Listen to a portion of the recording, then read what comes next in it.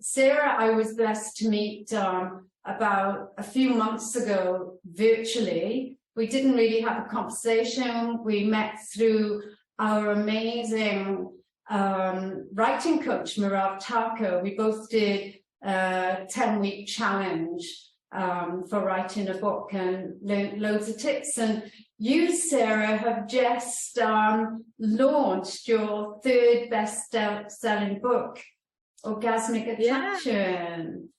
Yes. So, yeah, it's been super fun, and it's been really great to meet you and all the other women that are a part of Mirav's world. And we just launched on January 7th, which was my birthday.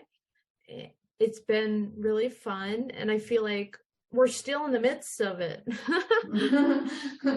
Yeah. Before we delve into your book, would you like to, I might read out your bio so everybody knows a bit more about you. So the lovely Sarah Fast is an intuitive healer, an alignment and embodiment mentor, digital content and experience creator, public speaker, co-founder of Spark Minot, and 3 times best-selling author and mum of 3. And I've recently found out that in 2011 she was traveling here in Australia, all the way from Sydney up to Cannes.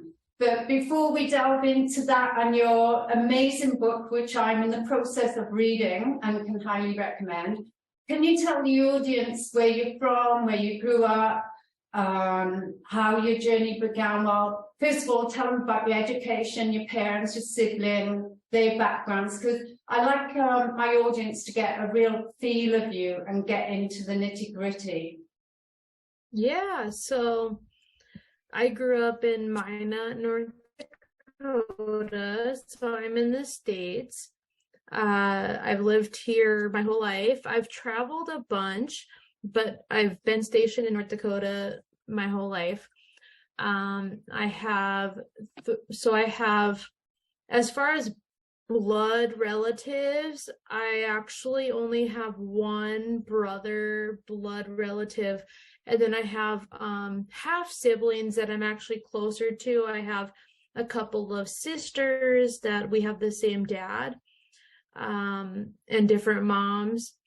And then as far as growing up, I'd say it was pretty average, growing up, and getting into this journey was a lot of, it was like a calling. My headphones are like falling out of my ears, as you can, these headphones kind of drive me nuts a little bit. It's like, you stay in my ears, right? So along the way, as far as my education, I graduated high school, I went to college, I got a degree. I have a double bachelor's in psychology and criminal justice. However, that route was kind of like, oh, I should get my degree, right? I should do this, I should do that. This personal development and my desire to follow, I suppose, pleasure and my desires was very much a calling. It was something that just kept calling me. So that started when I was out of college. It was about when I was pregnant with my first son, actually. And then I had started getting into business after I had my first son, which was in 2015.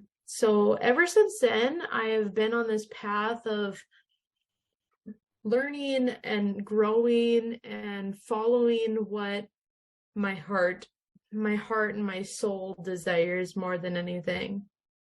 Wow.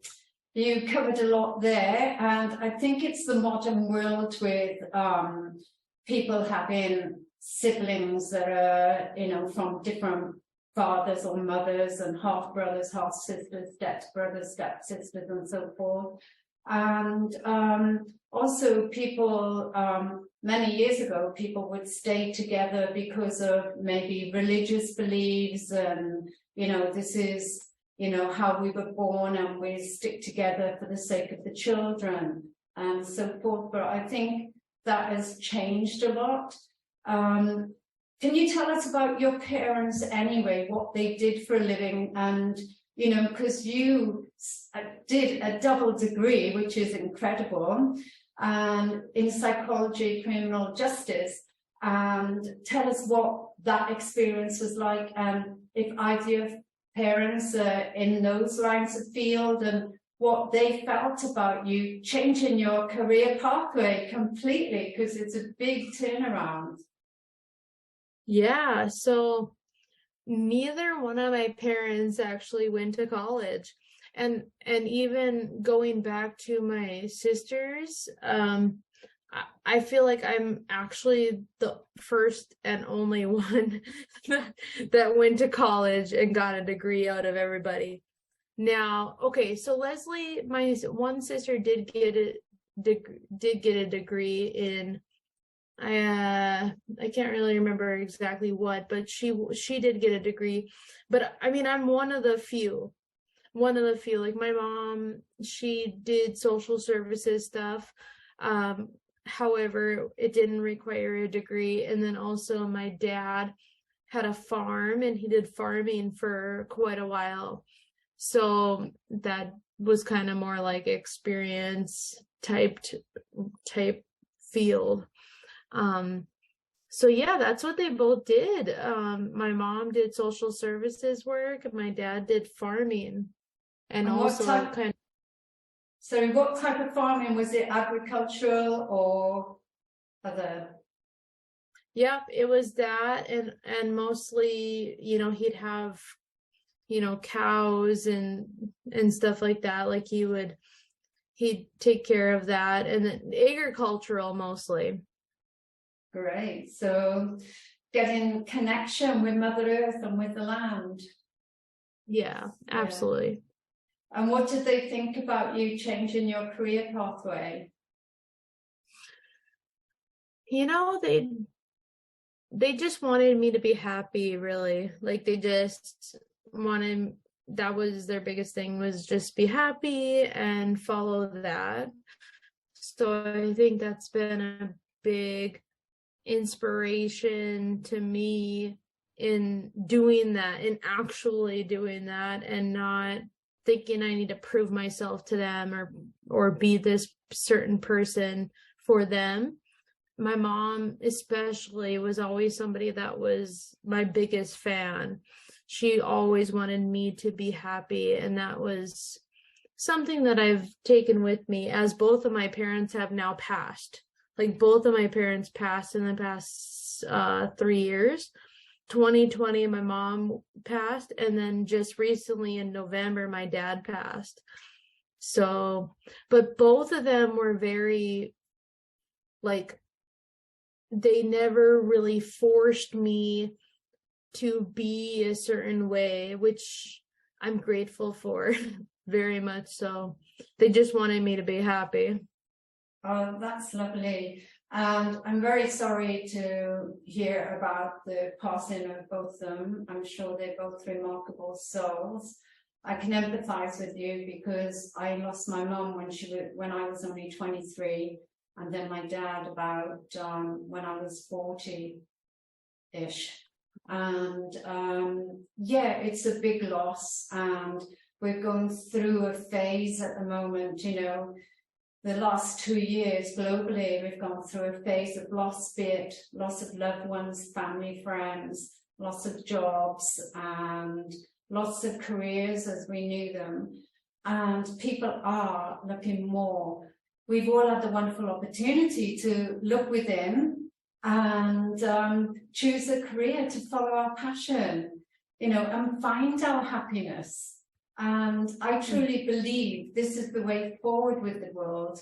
I know there's great astrologers like Pamela Gregory and many others, and loads of scientists, and loads of spiritual people are saying this is the year to bring and embody the new energy, and the first time ever that we'll be raising the vibration to divine love. What are your thoughts on that? My thoughts are, yeah, I mean, I believe that we have to radiate that energy to call in more of it. So I guess that's my biggest thing, is everybody needs to be radiating that energy so that that is the norm. So I think that's the biggest thing, is we have to have more people really focused on that, and really very aware of when negativity is coming up, so that it can be shifted quickly and turned into light, into that light energy that the universe needs, you know, and everybody needs. I totally agree. And I know from chats earlier, like I was blessed that my mother was clairvoyant and I grew up that way. However, in my era, people used to think you were crazy. So my mum told me to keep it a secret. And you block it in, and what usually comes naturally for you, you know, you're hiding it as if it's something bad or something evil, you know. And now it's mainstream for people, especially like now when people talk about consciousness. We've got great gurus like Eckhart Tolle, Joe Dispenza, Bruce Lipton, and so forth, and Nassim Haramein.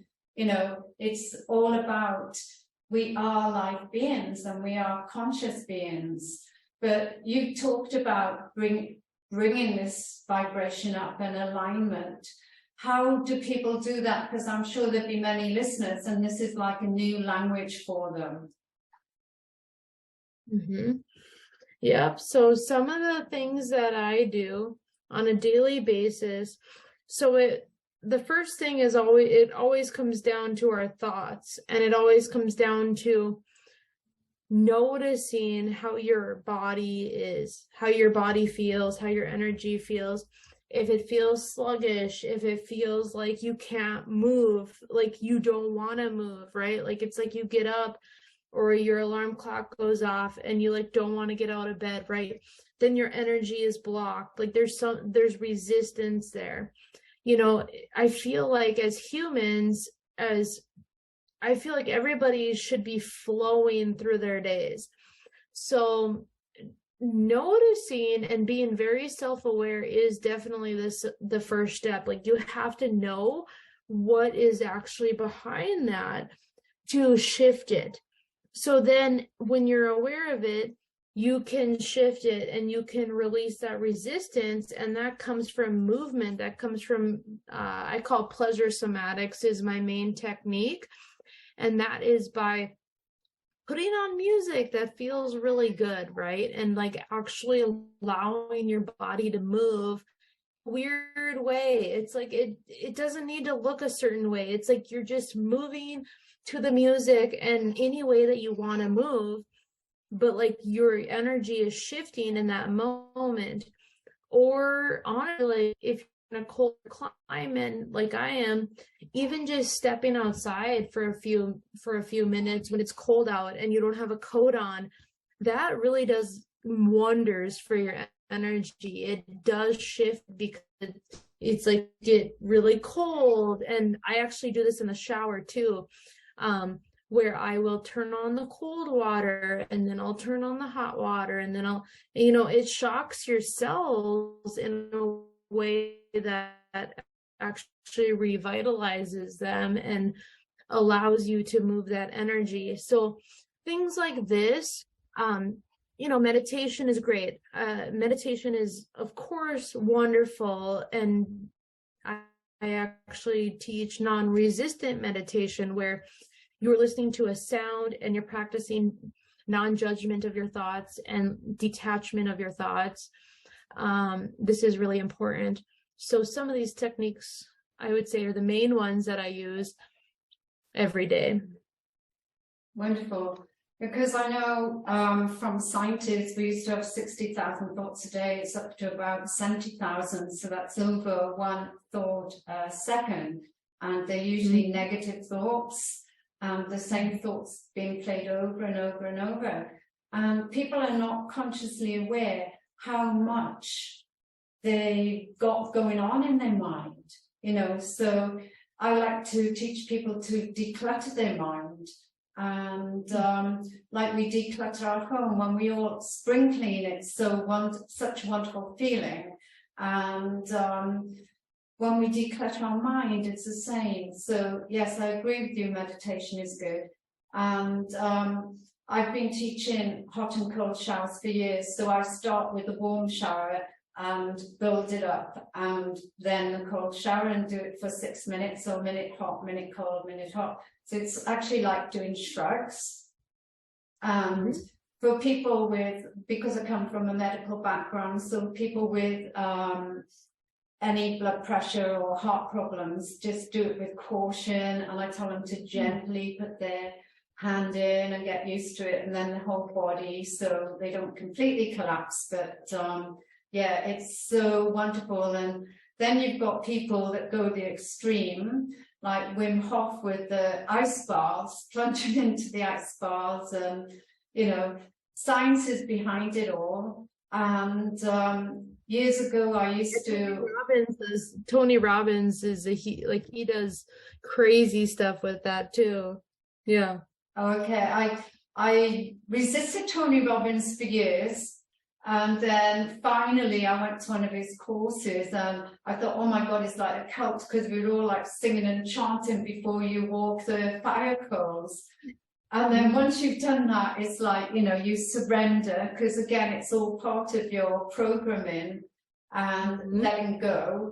You know, it was just such an amazing weekend, and I was really glad to be part of it.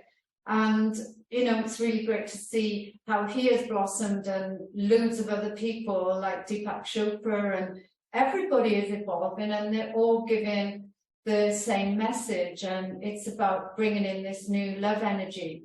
So I know you have your coaching, Awaken You coaching. So could you give us an example of a typical, if you do have a typical session, or what would happen if someone came to you? Yeah, I'd say the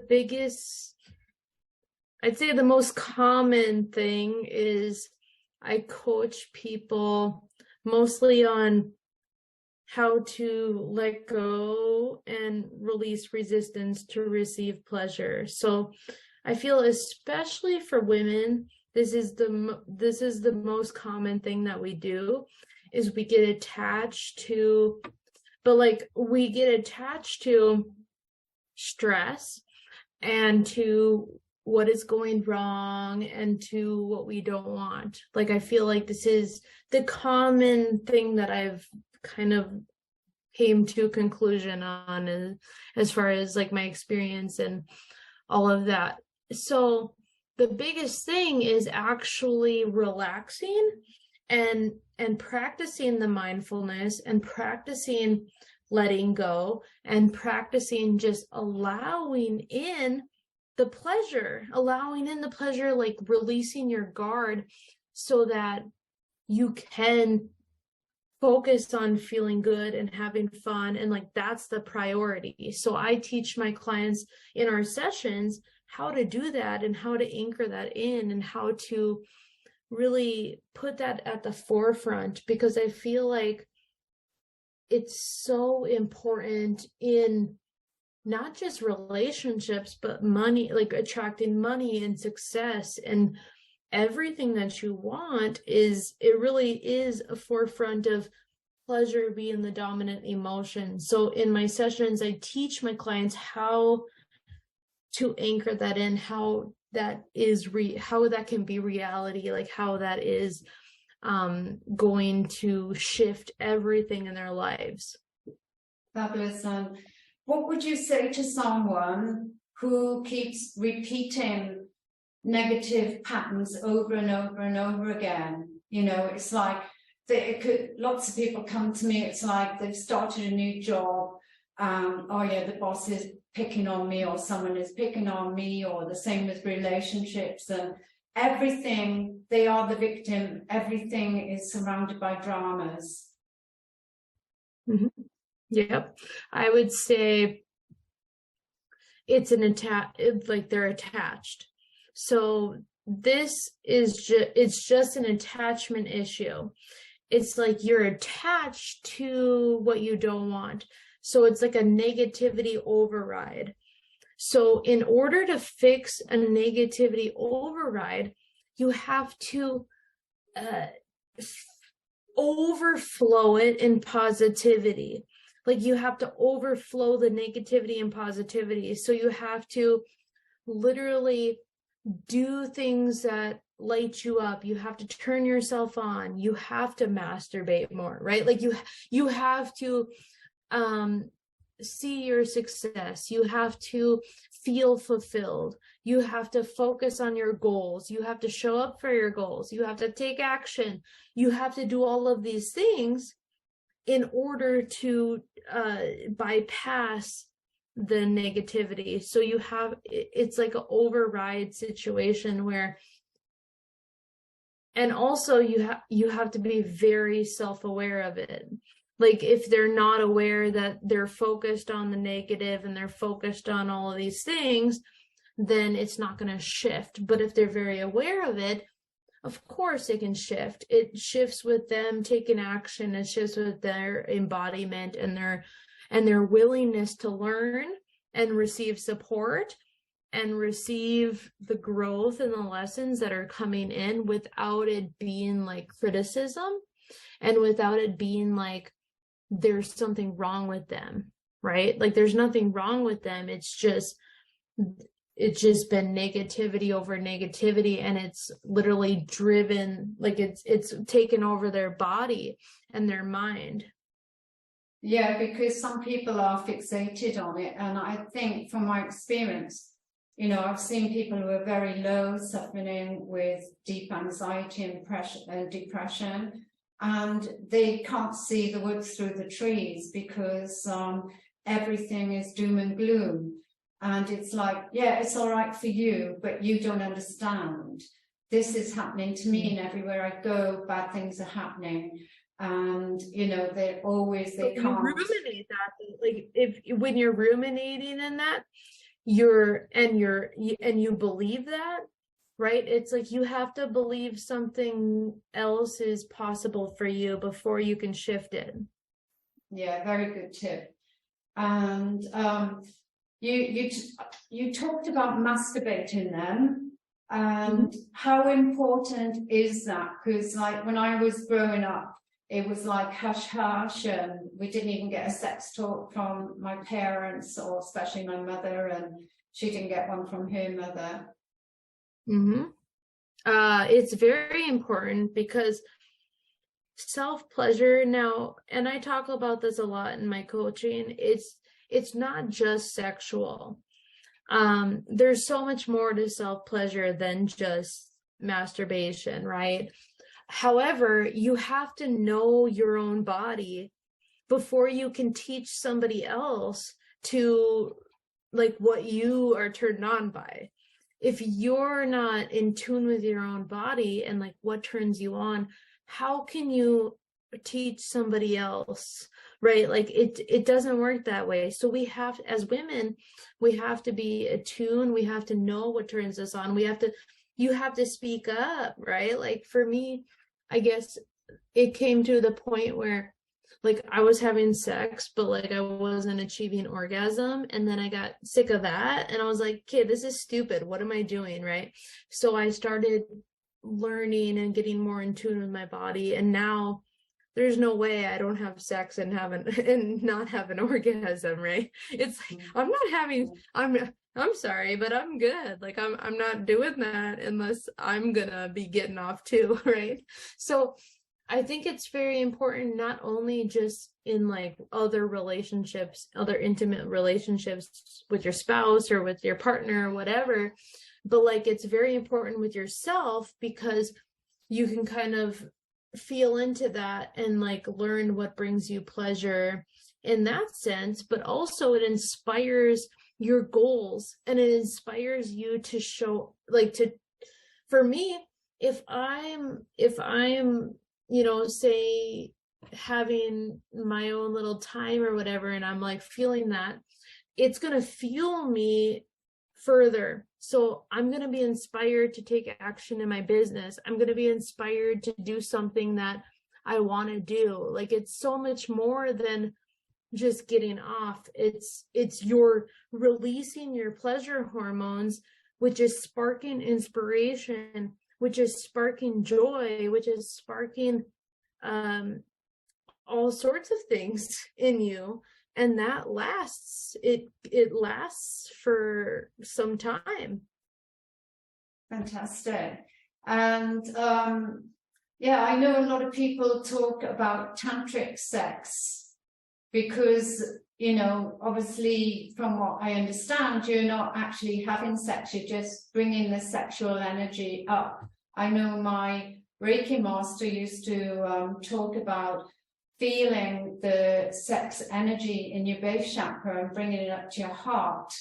And that energy is like unbelievable, the power in it. And would that be the same? So I've never done tantric. I've never done that. I've heard of it. But I do believe it's similar. It's an internal energy that you feel when you're turned on by life. In my opinion, it's like when you're turned on by your life, when you're turned on by projects that you're doing, by things that are going on, it impacts your level of health, like your health, your success, like everything. Like I feel like when you're inspired and when you're in that state, you're far less likely to get sick.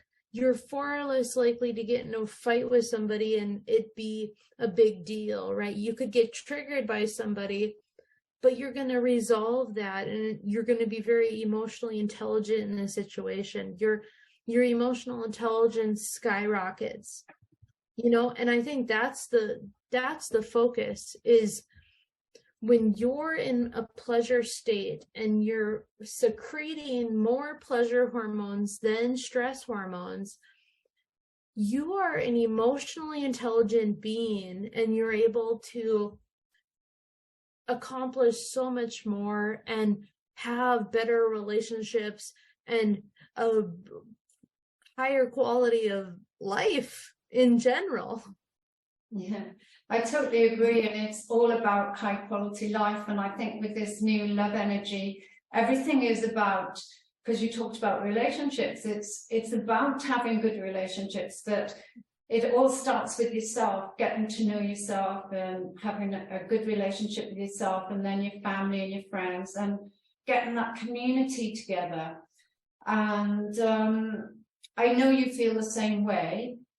But before we delve further, can you tell us who or what inspired you to write your book, Orgasmic Attraction? So this book was, I mean, I have plenty of inspiration throughout the way, right? Like so I mean, one of the biggest ones was actually Ellen DeGeneres, and Tony Robbins and Lauren Liz Love, and those were some of the ones that I actually do, that I've been to. I mean, I've been to things with them. Melanie Ann Layer. Who else inspired me? But really, I inspired myself. I said, I want to write another book. I had written a book before, and this book pretty much flowed through me. Like, it was divinely guided. Like, I didn't have to force myself to write it. It was just, it kept coming. It kept coming. It kept coming out. And which made it really special to me, because I teach this. I teach flow, and I teach not forcing yourself to do stuff. I teach, of course, action, but like inspired action, being in flow. So it's really special to me because I was really inspired along the way. However, this was Abraham Hicks. Abraham Hicks is like a huge inspiration to me in this book. So it's my take on law of attraction meets pleasure embodiment. And that is what flowed through the entire book. Well, I love Abraham Hicks as well. And I'm not familiar with everybody you spoke about, but obviously Tony Robbins. And you mentioned flow and embodiment. Can you elaborate a bit more on that for people who are not sure what being in the flow is? Yeah, so being in flow is not having to force yourself to do stuff in general. It's like you don't need to force yourself to take action. It feels effortless to you. It feels like, okay, of course I'm going to do this. Now, will there be some resistance along the way?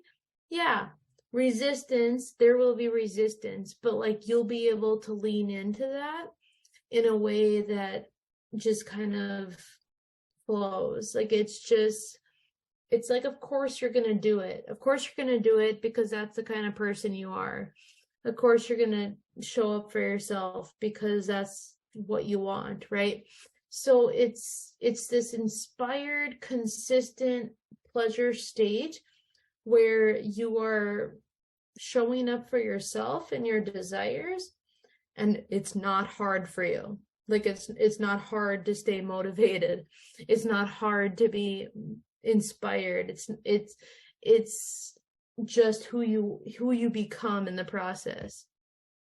That's beautiful, because I don't know about you, but I know you've got 3 children. They're obviously very young at the moment, but I've had so many young people reaching out to me and various parents and saying, you know, my daughter or son, you know, or grandkids really want to learn about holistic living or, you know, spirituality and things like that. And I find it very humbling, you know, that children are reaching out to me and asking to befriend me and learn from me. And, you know, I just think it's amazing that they're bringing this new energy in. So with your children, do you teach them this new way of living, or other children, for example? So I talked to Lincoln about it quite a bit. He's the oldest, so he's 7. Kennedy is 2, and Madison is 1. So both of them are pretty young to understand. However, yes, Lincoln, this is going to be something that I definitely ingrain in my kids. It is going to be emotional intelligence and just following your desires and this kind of thing. Absolutely, because I feel like it's so important and it's something that I'm passionate about. So why wouldn't I share it with them? Lovely. And what does your husband or partner do? He sells cars. So he sells cars at a local dealership in town, and he's really good. He's like the top salesman there. And is he supportive of your work, or does he think you're a bit woo-woo? He doesn't really like know too much, you know. He's supportive, but he doesn't really like tune in to what it is that much. Yeah, but no, because when I grew up, everything was woo-woo, like meditation and yoga. They used to think was for hippies, and it was like shh, so everybody would think it was weird, you know. So I learned to be quiet, and then you learn to block it. And I even blocked my intuition, which I call my God self or my super genius, you know, those the life force, my soul, my spirit, that essence, you know. So over the years I've blocked it and then gone on courses, and recently I had the message, stop doing the courses. You did this so naturally when you were a child and growing up, And when I just forget everybody and everything and just allow it to flow, when I just follow my intuition, it just seems so natural. Because when I was growing up, people thought I was very impulsive and very crazy, and people would ask me to go somewhere and do something, and credit cards had come out, and my father was furious with me for just going, yeah, I'll go to Spain, I'll go here, go there, because I would just put it all on the credit card and just trust that I could repay it when I got back, because his thoughts were never a lender or borrower be. But now it's helped me to get back on track with my book writing, because everything was going round in my mind, with so many stories about this person, that person, the other person. It's like, right, you've got that same wisdom inside you, just tap into it and just let it all flow. So what tips can you give to someone who's starting out on a writing career or a coaching career? Oh, yeah. The biggest thing is, don't overthink it. Don't overthink what it is you want to do. Show up 110%, like show up 110% for what it is you want. And know that it's not always going to be easy. Like you have to show up, like you have to be consistent, and it's not going to fall into your lap. You have to, and I don't even like saying prove yourself, but like you have to be available. You have to energetically be available for people in order to gain that visibility and that traction. And you have to keep doing it. You can't just be emotionally available to somebody for a little bit, right? You have to be open for a long time, right? And some people do not.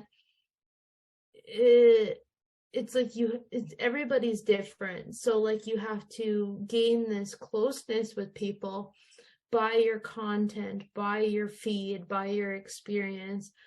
So you have to show up, you have to have leadership, like you have to take leadership of your life in order to lead others. You have to be like a master of self-leadership, especially in the coaching field, in order to attract other people that want to be in your world. Like you have to be a master of it. And then you have to detach. Detachment is huge.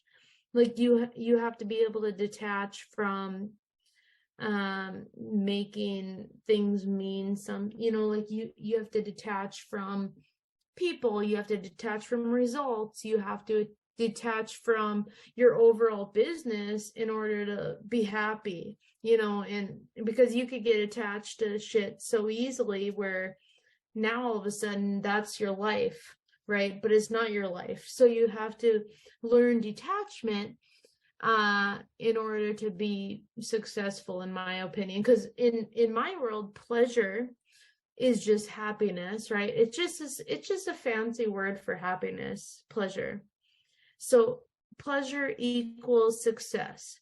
Happiness equals success.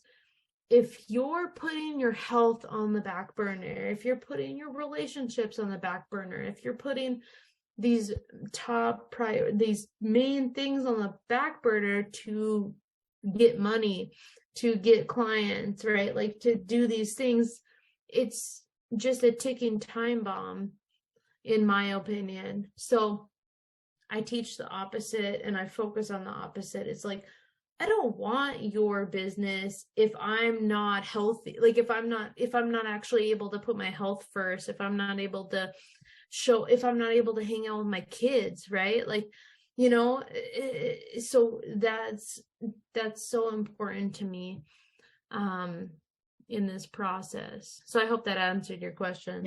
Sorry. No, that's rambling on. No, that's great, because for me the word that struck out the most was want. So we don't, as women especially, put our needs and desires first, and we have to make our want 110%. And when we want something so badly, we just, it's in our every waking hour, you know, we fall asleep thinking about it, we wake up thinking about it, and everything else flows from that. And I agree with you, you have to lead from your heart. And when you are the master of whatever you are professing, then everything follows. You find your tribe, and maybe negative people or situations in your life will have to disappear, and so be it. You know, it's for the better. And I've always taught, it doesn't matter if you're a road cleaner, a toilet cleaner, anything, you know, if you do it with passion, you feel it. Like my niece always used to laugh at me because I'd come home after the cleaning bee and I'd be so excited because you can feel the change in the energy. And she was cleaning when she was in between jobs, and when she did my apartment and the yoga school that she worked for, they used to say, even the students would comment, oh my God, you can feel the divine energy. Something's different, you know, and it's because she loved what she was doing with so much. So it doesn't matter what we do if you give 110%. And think of everything not as work, but as your passion, you know, and it's a way to get in tune with ourselves, because we're not all wanting high-flying corporate jobs. Sometimes, you know, we're happy with what we've got less responsibilities, though we've got more time with our family and friends and whatever matters to us most. So on that note, if there was one thing you could do to change the world, what would it be? One thing to change the world. One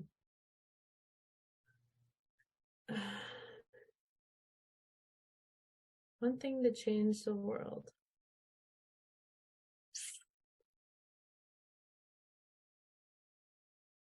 That's a tough one. I feel like I'd probably invite everybody to a good old-fashioned, some kind of party, like pool party or something, to just connect, you know, to just connect and to throw out all religion and throw out all everything, like just for a day, you know, just for a day, and just everybody have fun. Like everybody just have fun and see what that does the next day. That would be what I would love to do. That's beautiful. You know, when we shed our labels and just truly connect from the heart, that's when the magic happens. So thank you. That's lovely. And are you still doing your free courses for digital communication and things like that, and your empowerment courses? Yep. So I have a free group that I am doing master classes in. Like that's where all my free stuff is. And then I have like a paid membership also, but like my free group is, I'm turning into like a group, but it was like my launch community, and I'm actually launching my next free class on Friday that I'm going to be announcing. So yeah, absolutely. Wow, well, please feel free to put it in the notes after the call, and I'm happy for you to share on my timeline when you do it. And when we process this to YouTube, I'll add everything to the notes as well. And I just want to thank you so much, dear Sarah, for giving up your precious time. And it's lovely to be in this love energy. And I know you've got 3 beautiful children waiting for you. And I know they're your pride and joy and passion, along with traveling. So wishing you a wonderful rest of your night, and bon continuation.